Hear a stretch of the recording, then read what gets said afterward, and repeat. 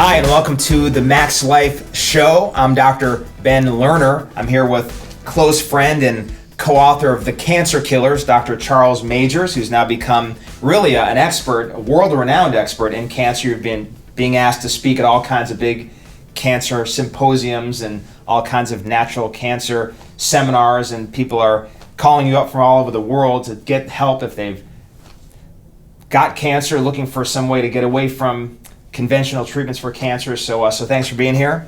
We're actually doing a whole series on cancer, and our thing is the cancer killers, and I want to give you a little bit of an idea of where that term came from. So I don't like the term survivor. Nothing against the term survivor, certainly nothing against cancer survivors, but I want to have killed it, not just have survived it. I want to make sure that people become empowered by the idea that your body's designed to kill cancer, and when working effectively, you are killing it each and every single day. We tend to look at people that have cancer, got over cancer, and think of them as the only ones that are really dealing with this insidious disease, but really all of us every day are making cancer, so the question always is, are you a killer or aren't you? Yeah, I was doing a cancer consult yesterday, and the guy was so scared he got cancer, and I said, and his wife was sitting there with him, and I said, but she's got cancer too. Yeah. And it kind of blew him away to think, well, and I said, well, let's just say because he was in stage 3 stomach cancer. I said, well, you're in stage 3, but maybe she's in stage -2. We know the research shows that in a lifetime, most people go through 3 or 4 bouts of cancer and not even know it, because their body's naturally a cancer killer. And as long as that immune system is working, the brain's getting into the body and everything's functioning and all the nutrients in the body will do what it needs to do. And so there's 3 steps that we always like to look at and teach. And then step 1 is, before we do anything on even killing cancer, is the cancer doesn't make you sick. I always say you're not walking down the road one day and then all of a sudden you get struck with cancer. You've been sick for years, then you get cancer. So if I just get rid of your cancer, naturally, even if I did it conventionally, whatever way we do it, if I just get rid of your cancer, we're still left with the body being sick and unhealthy. So step 1 is we got to get you back to health again. We got to get you to stop making the cancer by getting to the cause or causes of this. And if you just stop making it, the guy yesterday, and he was pretty excited. I said, you have 3 grandkids? Yep. I said, do you go to all their functions? He goes, I go to everything now. I go, so you have no issues going to the functions? You drove an hour to see me. And we went through his whole day, and I'm like, so if you just stayed right here for the next 30 years, he was in his 60s, I said, you'd be pretty happy, wouldn't you? He goes, yes. And so it's not necessarily about even killing it right now. Right now it's about, let's get you to stop making it. Let's get to the cause of this. And then step 2 is, now let's get you to kill this thing. Let's safely, specifically, let's get your body back to health again.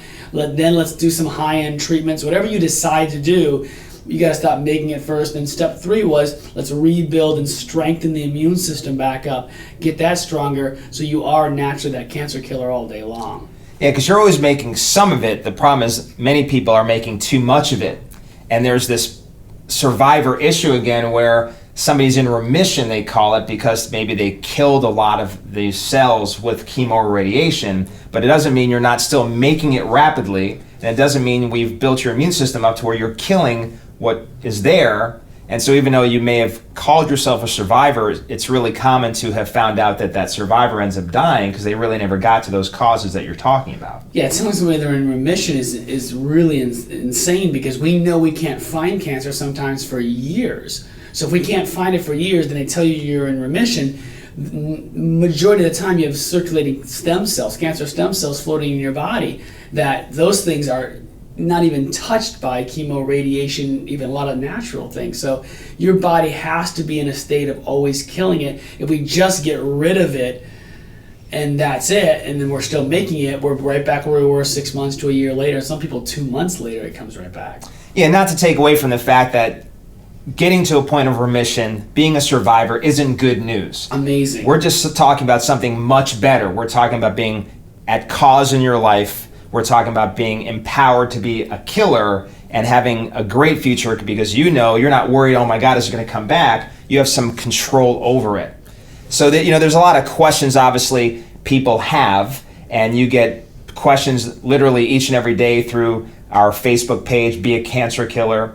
That's the name of the Facebook page, right? Be a Cancer Killer. Yep. So at Be a Cancer Killer, there's questions coming in. Of course, you do a lot of consultation for cancer patients. I get dozens of calls a year from cancer patients or people who have friends or family that are dealing with cancer. And the great part about this, just to give some background, is of course we're sitting in that hospital room with all kinds of things plugged into your head and body, and they're telling us there's no hope. And we're wondering, what do we do?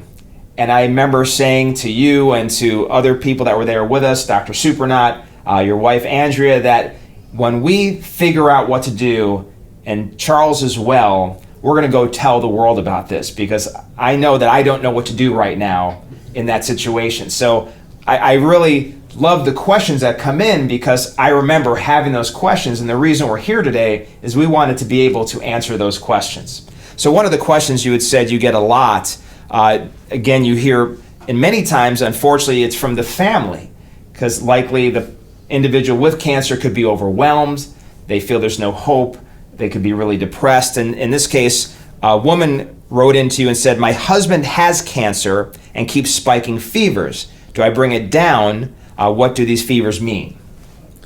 And that's interesting. They did an article on cancer remission, just spontaneous remissions. And what they did is they went and studied all these people with spontaneous remissions. What spontaneous remission means that they were diagnosed with cancer, sent home to die. All of a sudden, 6 months later, they're still alive and the cancer's gone. Those are spontaneous remissions. You may call those miracles. Yeah, and spontaneous to us is such a crazy term, because we know there's this ability of the body to heal. Yes. So it's not just some luck, miracle, or happenstance. Yeah. That was the body going to work. And they call it spontaneous. But what's interesting is once they went in to say it was spontaneous, it wasn't spontaneous. Every single one of those people that had cancer, no hope, no cure, who were sent home, all talked about spiking a fever.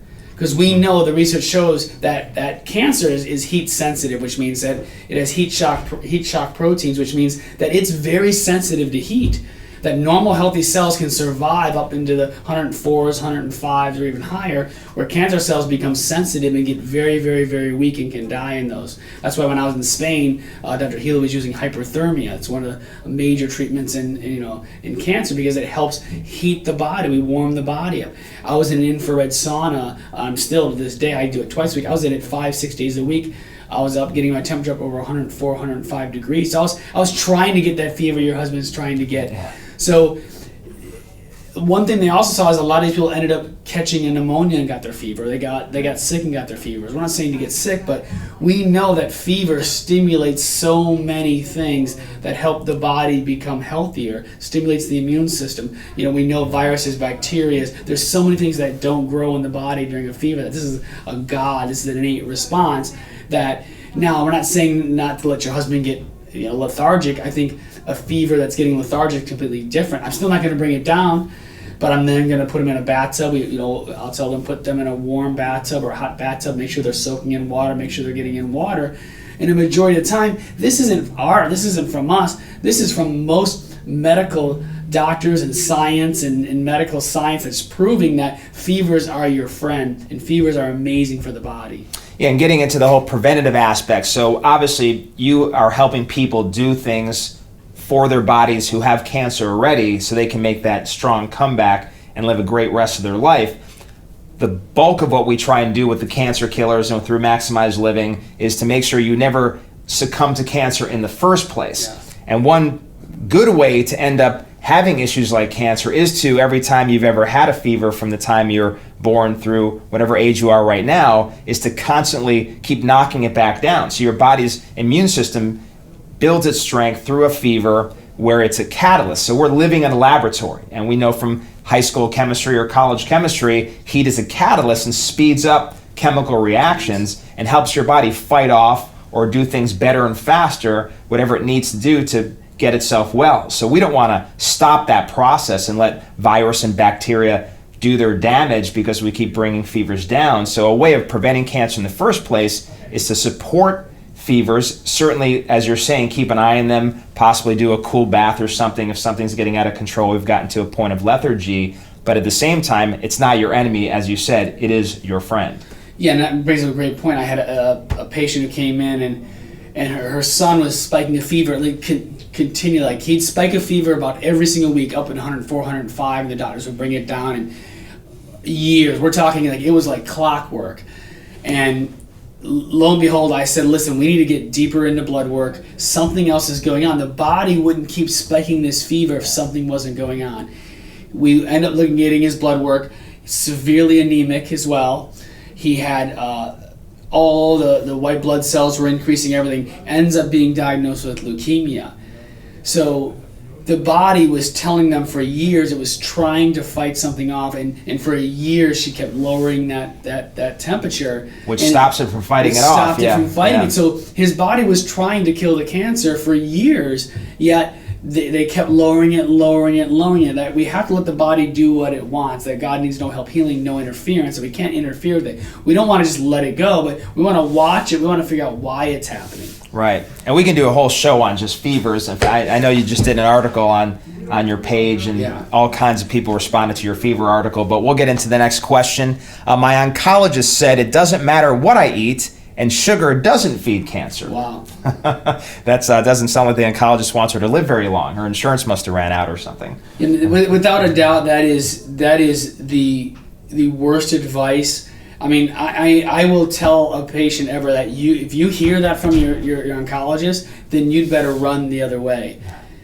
Because in this day and age, there's not a person who's listening to this who has children or even a spouse. If your child was sick with the flu, would you then go into the cupboard and let them eat all these sugar cereals, give them Gatorade, give them soda, give them a milkshake for lunch? Would you let your sick child eat anything?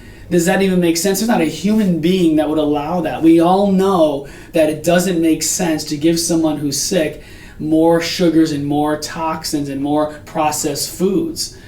And so that just doesn't make sense, right? But yet we have a cancer patient who's in the sickest time of their life, fighting for their life in most cases. Yet we're going to think that they can eat anything they want. Say it doesn't matter. Yeah, you know just to go back to it, it just doesn't matter. When you were needing to be fed through a tube in that hospital room, the nutritionist, and I don't know what the degree is there or what the background is of what they're calling a nutritionist, but she walks in and, of course, starts to hook you up to these bags of insured type products. And I said, wait a minute, let me read that. And I had never seen more types of corn syrup in my life. 5 or 6 of the ingredients were some type of corn syrup. There were variations of corn syrup I didn't know existed.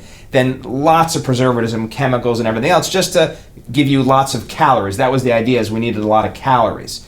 So I said to her, I'm like, wow, we are not, he's fighting for his life. We need him to heal. We are not going to block the healing process and interfere with everything his body's trying to do right now by dumping that kind of garbage into his system. And she said, it doesn't matter. I said, so you're saying all those sugars and all those artificial ingredients, they don't matter? Aren't you a nutritionist? Shouldn't you think it all matters? Should this be the one area you think is the most important?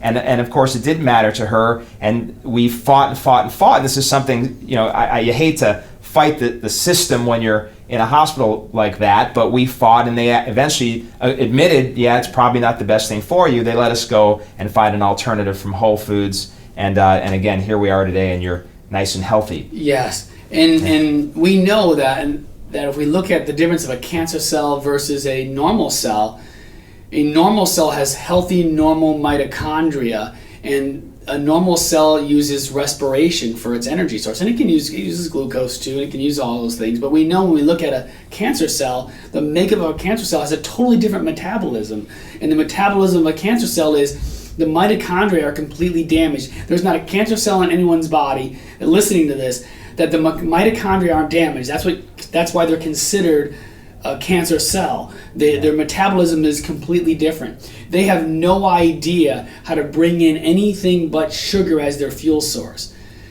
And what that means is they're sugar metabolizers, so they bring in sugar for their energy source, and they spit out lactic acid. So we know that for a fact. So why would I keep feeding it? We know that for a fact because when they did a PET scan on you, and I argued with even when it was on when you did on beacancerkiller.com on the Facebook page, and somebody argued that it doesn't. There's so much research saying that sugar doesn't matter. I said, great. Well, tell your oncologist then to not use sugar when they go to run your PET scan to find your cancer next time. Use fruit instead. You can't even fruit sugar won't necessarily find it as fast as glucose will. So we know sugar feeds the cancer. It gives it its energy source.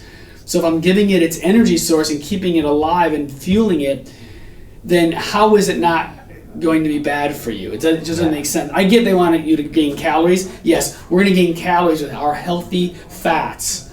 We're going to gain them with healthy nutrition. But even protein, too much protein can convert over to sugar. So we got to watch the proteins. We got to watch the things we're bringing in the body. That's what they're saying is everything turns to sugar. Not necessarily in the right amounts at the right times. They don't all turn to sugar. Yeah, and again, it's metabolized properly so that sugar isn't as damaging as when you're taking it direct. And we'll talk more about sugar on another show and its impact on cancer, but to say that nutrition doesn't matter doesn't work on the other side either. When we again talk about prevention, it is very much a fact that sugar and the lactic acid it leads to and all the other elements of inflammation that are surround the whole concept of sugar, all those things are very much a factor in whether or not you'll actually end up with cancer. So definitely run from a doctor that doesn't believe it's important. And then, of course, attached to this is a common question. So then what is the best diet to prevent or deal with cancer if you have it? Yeah, number one is I'm very biased on diet because of where I am almost 5 years later and what I did. But everybody's cancer is different. Everybody's metabolism is different. So what one person does made them healthy doesn't necessarily make someone else healthy. So we do have to watch that. If my background, is and my ancestors from the last 100 years are different than yours and the way I'm raised, it could affect that. But in general, I'd say like if I were to go to one diet that I know works, it would be I always say in my book, we take our advanced plan in our book and we're taking it to a higher levels all when it comes into cancer. So it's getting closer to what we call a restricted ketogenic diet. Again, we know that the cancer cell is a glucose metabolizer, and normal healthy cells are going to use oxygen, and they're respirators. But we know that in a starvation period, so if you were to start starving right now, there's not a person listening that everybody here, even your children, could go between probably a month or longer without ever eating at all. I mean, I know it sounds crazy. So there's a natural survival mechanism in the body that God created that when you're starving, your body will keep you alive by producing ketones. Your liver then will take the fat of your body and produce it to ketones. Normal healthy cells, because they have normal healthy mitochondria, will bring in ketone bodies and they can survive. They literally can go until you run out of fat, until you run out of all your weight, you'll live because your body will take those ketone bodies. Yeah, so you don't need sugar. You don't need it. But cancer cells, because of the damaged mitochondria, they have no idea how to bring in a ketone. They're so damaged. And so now all of a sudden, now we're not saying to starve, that's not what we're talking about, but when you get into a restricted ketogenic diet, so we bring the sugars down to a low level. Mine is very low. The only carbohydrates I've had in almost 4.5 years would be from raw nuts, raw seeds, or vegetables. I mean, green vegetables and a few others. So that's the only carbs I get in. So it's a high amount of fat. So when you're bringing a high healthy fat, like we talked about in our book, Cancer Killers, when you're bringing in a high amount of right fats, you're bringing in a moderate amount of protein, because too much protein can convert over to sugar, and then you're bringing in a low amount of carbohydrates, your body moves into what we call ketosis. So you're gaining your weight, you're getting all your nutrients in your body, but your body's in a ketosis. I measure my urine, I measure my blood on a regular basis, and I've been in ketosis for probably 4.5 years now. And we know, and that's one of the keys to why my body starves. Now, there's different diets. There's the people who are going to do some more fruits. There are people who are better in vegetarian. Whatever the point is, you got to find the right diet for you and stick to it. For me, the right diet is going into ketogenic, and I'm watching most of the patients that I'm helping who move into this ketogenic diet. And a lot of people say you can't be on it for very long. Well, I'm still here, and I've been on it. So you can, as long as it's done the right way. The problem is most of these people start bringing in too much proteins, and you heard of the old Atkins diet and all that. It's not what we're talking about here at all. Yeah, and actually the book Maximized Metabolics, we get into how you can determine what you need for carbohydrates, proteins, fats, and how to work that out for your body. And the point is obviously getting to a maximized living doctor, working with somebody who can help you find what's right for you. And obviously whether it's being a vegan, whether it's focusing on eliminating the carbs and letting your body go into ketosis, the whole point being that it's not junk food, that we're cleaning up the diet, we're suddenly focused on quality, avoiding the toxins and the sugars, and it's amazing what starts to happen. What I love about really any diet or supplement regime or finding a maximized living doctor like Bernie Siegel talked about when he looked at survivors, of course, not my favorite word, I'll call them the killers, versus the non-killers, the people that succumbed to and eventually died from cancer, that the people who just felt empowered to do something about it and felt they could do something, those were the survivors. So whether they just went home, started taking some supplements, getting adjusted, and eating more fruits and vegetables, a lot of times that was all it took to overcome cancer because, hey, I believed I can beat it. And that's kind of this other question. It says, I was told there is no cure for my cancer and no hope. You know, that when a doctor tells you there's no hope or no cure, what he should be telling you is that my knowledge of this is limited and it's time for you to go somewhere else for help. And that's literally what that means, because and just to jump in there for a second too, of course we're sitting in, and they bring us into this other room and the doctor comes in and I'm there with your wife and your mom, and the doctor comes in and says there's nothing we can do. So we'll start the chemo and the radiation. I'm like, well, you just said there was nothing we can do. Well, we're going to give it a shot. And since he's so young, we're willing to do some things that will put his life at risk because it's worth the danger of doing things like bone marrow transplants and other sort of more risky, painful treatments. So we said, well, I think we'll pass and we'll go find something else to do since you're saying there's nothing really you can do.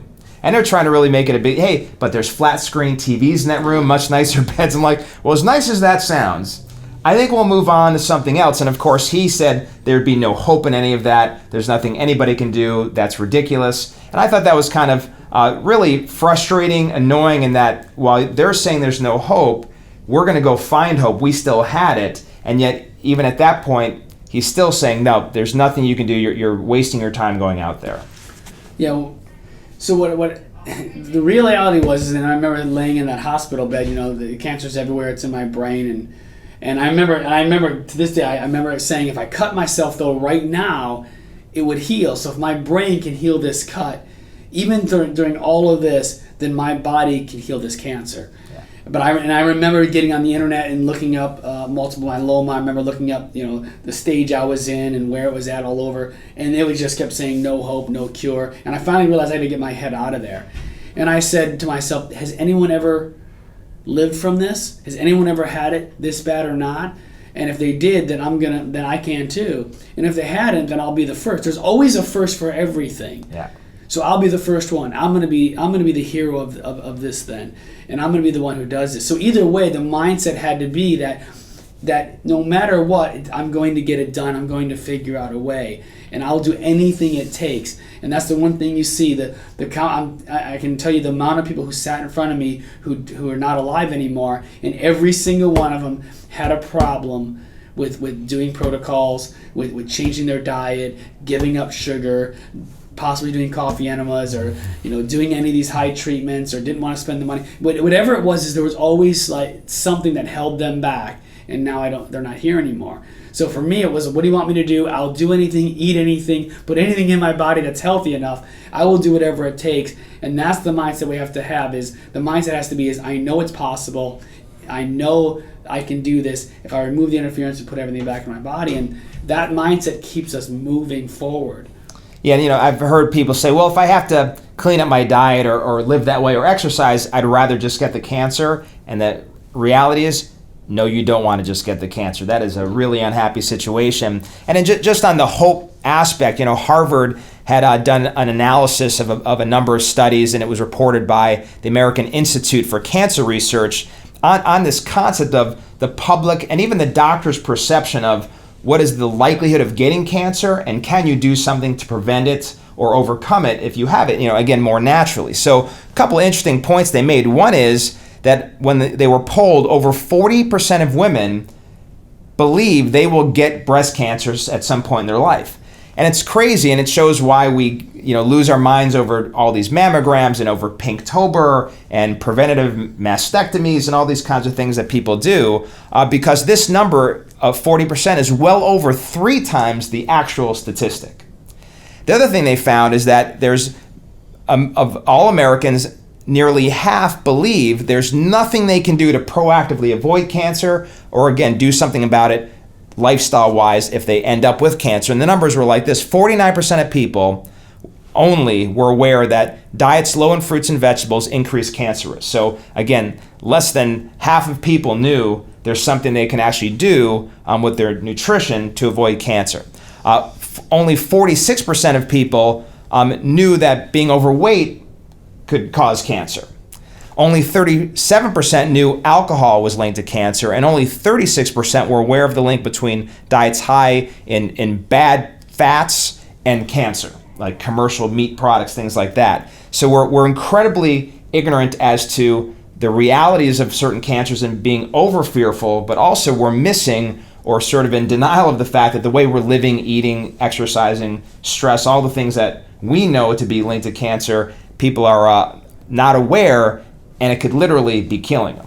No, absolutely. So, and we know there's thousands upon thousands upon thousands of studies proving that the right nutrition, the right approach to cancer during cancer is not only cancer protective, it's chemo protective, it's radioactive protective, it helps you through surgery, that changing your lifestyle and diet not only prevents it, it actually can help reverse it. I mean, we're in a day and age where there's just thousands upon thousands and thousands of studies. We have so many in the Cancer Killers books that it's proven that we just can't go anymore saying that there's no hope, there's no cure, that there's nothing I can do about it, that there is so much you can do now. There's so much in control. Yeah, there's a lot you have to say about your future, whether or not you'll get cancer, or if you have it, whether or not you'll overcome it. You do have something to say about it. You are in control. As we say, the cause is the cure. We want you to be the next cancer killer. Watch the rest of these watch the rest of these series on the cancer killer, because we're going to give you a lot of information so you can be a killer too.